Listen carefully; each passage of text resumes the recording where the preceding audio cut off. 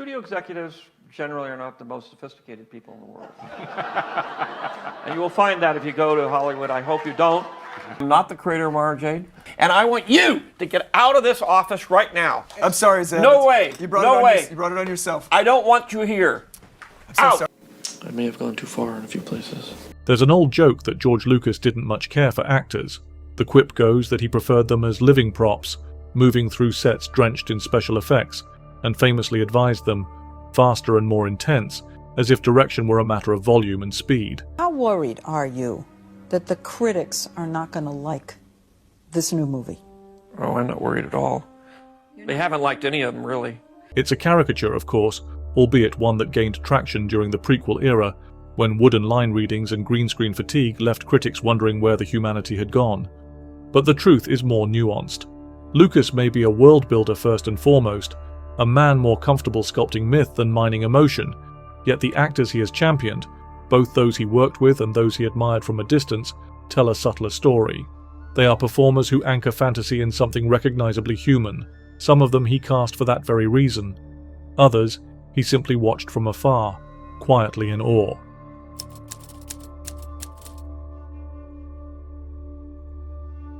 Take Carrie Fisher. For all the digital wizardry of Star Wars, it is Fisher's Princess Leia who gives the galaxy its pulse. Lucas, writing the role in the early 1970s, was determined to avoid the damsel cliché. "I wanted someone who didn't need to be rescued," he later said. "Leia is a senator, she's a revolutionary, she's the smartest person in the room, and I needed someone who could actually pull that off." Fisher, just 19 when cast, brought a crackling intelligence and sardonic wit that was hers alone. But our only hope is to destroy it before it destroys us. Hiding is useless now. Carrie had this incredible presence, Lucas recalled in a 2005 documentary. She was sharp, razor sharp, and that was crucial to who Leia was. She was the only one who could do it. The admiration was mutual, if not always unqualified. Fisher once quipped, "George Lucas ruined my life," half lamenting the bondage of being forever associated with a character whose costume involved a gold bikini. I hope I slept with you to get the job, because if not, who the hell was that guy? Yet beneath the wisecracks was a deep respect. "George gave me something extraordinary," she told Rolling Stone in 2015. "He gave me a voice." Lucas's casting instincts were rarely conventional. Where most blockbuster directors might pursue star power, Lucas leaned towards character actors, people whose presence outweighed their celebrity. Harrison Ford, who played Han Solo, was a carpenter when Lucas first worked with him on American Graffiti.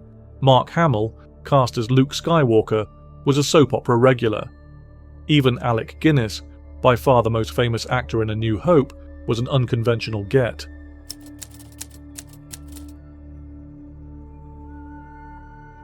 Guinness famously had mixed feelings about Star Wars. He found the dialogue clunky and the story outlandish, writing in a letter to a friend that the script was fairy tale rubbish. And I thought, oh, George Lucas, that's, a name to conjure with in the avant-garde thing. And then I opened it and saw it was science fiction. I thought, not for me. But he was intrigued by Lucas's previous work on American Graffiti, and when he read the script in full, he saw something in Obi-Wan Kenobi that made him say yes. When I met Lucas, we could talk the same language, I think. And I enjoyed doing it. Lucas was unflinching in his praise. "Alec gave the film legitimacy," he once said. "He was our anchor, the classical actor who brought gravitas. Everyone else was new, or relatively unknown. Alec made it feel like a real movie." Guinness brought more than experience. He gave Obi-Wan a sense of weathered nobility, a man of old codes in a broken world. Lucas, fascinated by samurai archetypes and westerns, found in Guinness a kind of spiritual middle ground, part sage, part gunslinger. "I told him Obi-Wan was like a retired knight," Lucas later said, "someone who once fought great battles, but now just wants peace." For all Guinness's misgivings, and they were many, Lucas never wavered in his admiration. He was patient, kind, and incredibly professional, Lucas wrote in a tribute after Guinness died in 2000. "I owe him more than I can say."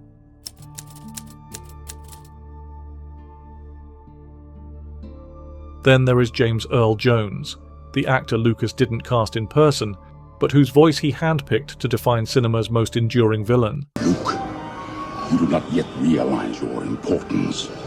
You have only begun to discover your power. Darth Vader's mask was worn by British bodybuilder David Prowse, but the menace, the authority, the chilling calm, all of it came from Jones.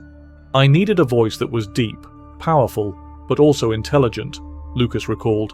We considered Orson Welles, but his voice was too recognizable. James Earl Jones, he just had that presence. He created, with very little dialogue, one of the greatest villains that ever lived. Jones was paid a few $1,000s for the original film, and his name didn't appear in the credits. But his contribution was essential. In later interviews, Lucas was unambiguous. Without James, Vader wouldn't have worked. It's that simple.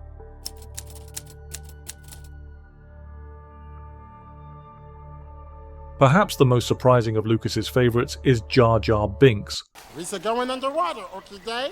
I might warning you, Gungans no liking outsiders, so don't expect a warm welcome.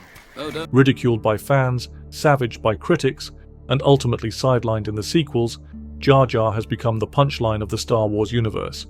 Yet Lucas has defended him again and again, calling him the key to it all.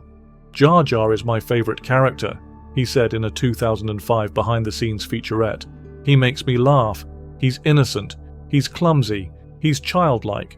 And that's important, because Star Wars is for 12-year-olds. People forget that.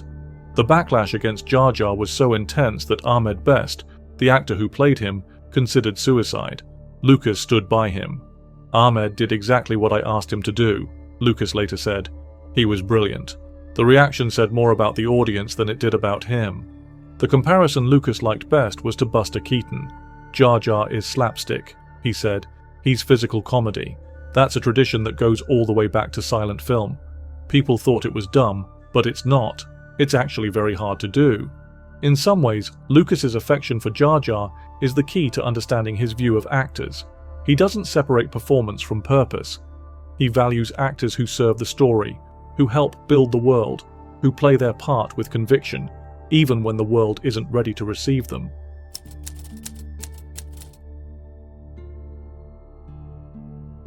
While Lucas's own filmography as a director is relatively sparse, just 6 feature films in 5 decades, his admiration for performers extends far beyond those he cast.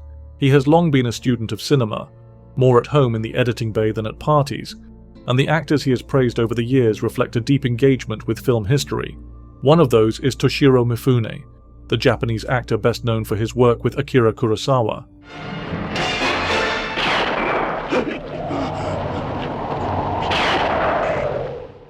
Mifune is one of the greats, Lucas said in a 1999 interview. His presence, his intensity, it's what made those films work. He was like a storm on screen.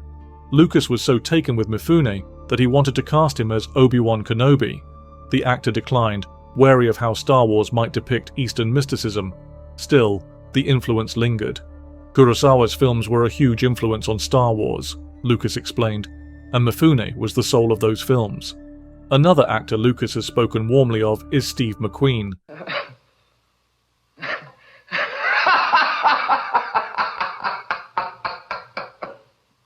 There's a stillness to McQueen, he said during a 2013 AFI panel. He doesn't do much, but you can't take your eyes off him. That's what screen acting is. Lucas's tastes, by his own admission, run classical. He has praised Jimmy Stewart, Gregory Peck, and Henry Fonda. The American moral conscience, he once called them, and he often talks about character over charisma. I like actors who draw you in, he said in a 1981 interview, not by shouting, but by listening.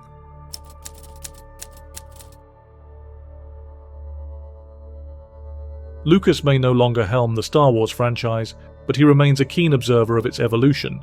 He has been generous in his praise of younger performers, especially those who've inherited the legacy he created.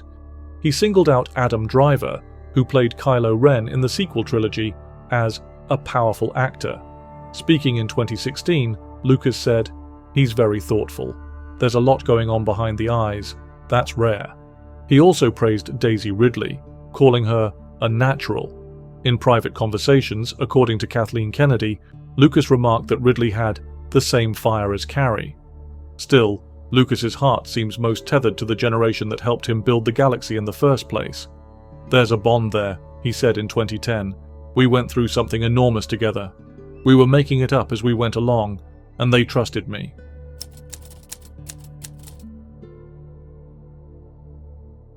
Perhaps the most revealing thing about Lucas's view of actors is how he defends their role, even in a world increasingly dominated by technology. For all the criticism he endured during the prequels, the blue screens, the stilted dialogue, the overload of CGI, Lucas never saw effects as a substitute for emotion. "The computer doesn't act," he once said. "It doesn't feel. It's just a tool. You still need a human being to bring it to life." In his own quiet way, Lucas has been an actor's director all along, not in the method school sense, not with endless takes or emotional excavations, but in the sense that he saw actors as collaborators in the creation of myth. He gave them the universe. They gave it soul. As Mark Hamill once put it, "George wasn't interested in how we said the lines. He was interested in what the story meant. But when it mattered, he knew how to get what he needed. He trusted us, and that trust went both ways."